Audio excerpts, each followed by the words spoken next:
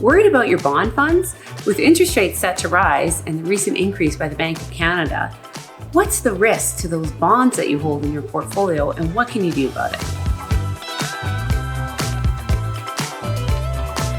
It's predicted that the Bank of Canada will raise their interest rates several more times this year. This is a risk to the price of bonds in your portfolio.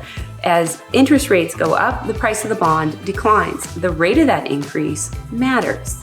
If you're a pension fund with a 30-year time horizon, it's less of an impact to you. For individual investors, remember that interest income, not only do they have to deal with the impact of price decrease in their bonds, but their interest that they're actually earning off those bonds is taxed at the highest marginal tax rate.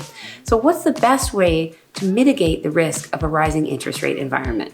Number one, you can hold individual bonds till maturity. As long as the duration is 3 years or under, the price impact will be probably not that much of a deal, and it'll be temporary as the price of the bond increases to par at maturity.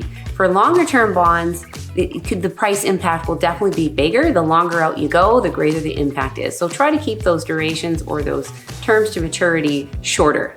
Number two, hold short duration bond funds. You will get a lower rate of return when you have 3 years or under, but the price impact, I feel at this time in the market, is going to be greater than the reduction in return that you're getting for those longer rated bonds. Number three, mortgage funds. They are by definition short duration. You do need to pay attention to quality, and you want to make sure it actually is a mortgage fund. So paying attention to that prospectus or making sure you have somebody who can do that for you. Number four, floating rate preferreds or a fund who has this focus will participate in rising interest rate environment. It's important to note that rate resets do take time. Investing in quality and working with a professional is key. The preferred share market in Canada can be challenging to invest in due to the liquidity and differences between bid and ask spread. Investing is a challenge, and I would argue that investing in fixed income is even more so.